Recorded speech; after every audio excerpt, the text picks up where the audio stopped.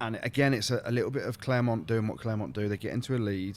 It's a knockout game, and then all of a sudden, the shit hits the fan. The other team gets a bit of momentum. Quinn score a couple of tries, close it up to a 10-point game with about 10 or 12 minutes to go, and then enter Kyle Sinckler losing his head again. Come on, talk to me then. So basically, Kyle Sinclair's lost in the game. I haven't seen the game. The first thing that happens... What's he done? The first thing that happens... So Elliot, so good they named him twice. The Elephant Man. The Quinn's hooker makes a tackle on... I can't remember who it was. It might have been... We'll call him Bob. Tuathuvu or something. Makes a tackle on him. And it was an all right hit. It wasn't like a big smoky and I've ended this kid. And then you've got Kyle Sinckler going, wow! right next to him, right? I've never heard a noise like it on a rugby field. Well, maybe he just gooed in his pants. But it did sound like that, to be fair. And anyway, play stopped. John Lacey's the ref, and he's turned around to him. He's like, do not scream and shout like that. Do not scream or shout like that. When someone makes a tackle or whatever. Anyway, literally. Why can't he scream? It was, mate, it's the most ridiculous thing you've ever heard in your life. I'm gonna Google like, it. you think your babies can scream? Like, imagine when Max has cracked his head on the side. Mate, no, I don't. Yeah. Like, it was a little bit like that, but then at the end it was Anyway, the next play goes on. About 30 seconds later, a line out's there, and obviously Kyle Sinclair's head's gone here, and he sees. Why is his head gone? I don't know, because he's Kyle Sinckler, and then Arthur Itoria is. Like I said, Quinn's got the ball in the driving maul.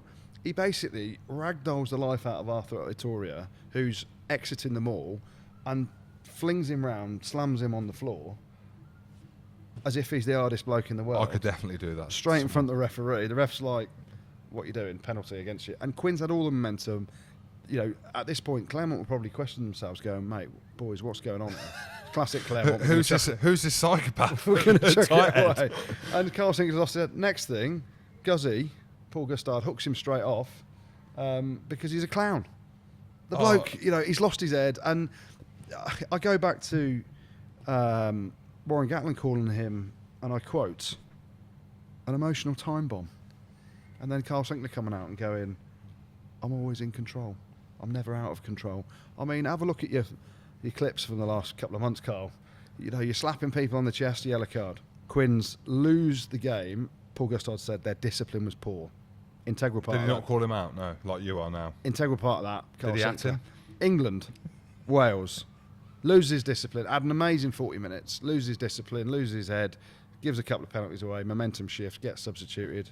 England lose.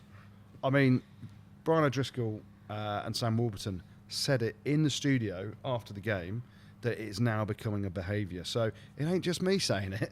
It ain't just me going at Kyle Sinckler going, what are you doing, mate? It's there for everyone to see. It's proper influential people who are saying it. What does Joe Marler think about it all? He's in the studio. He's mates with him. He's one bind away from him in the scrum. Well, he said he's hard last week because we had one of the questions was who'd win in the fight out of Ellis Genge and Kyle Sinckler. Genji would kill him. That's what I said. Genji would kill him, mate. That's what I said. But Joe said, oh, because he's my Quinn's teammate, I'll say Kyle Sinckler. But I don't know, mate. Paul Gustard isn't ever going to be happy with what Kyle Sinckler does time after time on a rugby field. And that's why I tweeted, how good would he be if he just wound his neck in and didn't lose his head? He hasn't got a neck. Sorry. He ain't got a neck, mate. You're horrible. You know, how good would he be if he didn't lose his head and didn't lose his discipline? Because he's as a rugby player. And my take on it is, and think about this, how good's Mako Vunipola as a prop? I don't know, loose head, tight head, different number, but ultimately you've got a ball carrying prop here who is good with his hands. Both of them are aggressive with ball in hand or in defence. Does Mako Vunipola do any of this? No. So why does Kyle Sinckler do it? Wow. And I think other people have tweeted about it. You can't be this, you know, enforcer guy anymore. The only way to enforce it is carry big, tackle big, or smash into rocks. But mate, you can't. I don't know. Like, you're asking someone who, like you say, was similar to that. Basically, just an ill-disciplined idiot on the pitch. But I could ask the same question. Like, you know, when do you stop eating? I don't. Do you know what I mean? I'm not judged by. You know, my career doesn't depend on how much I do eat or don't eat. No, your life does.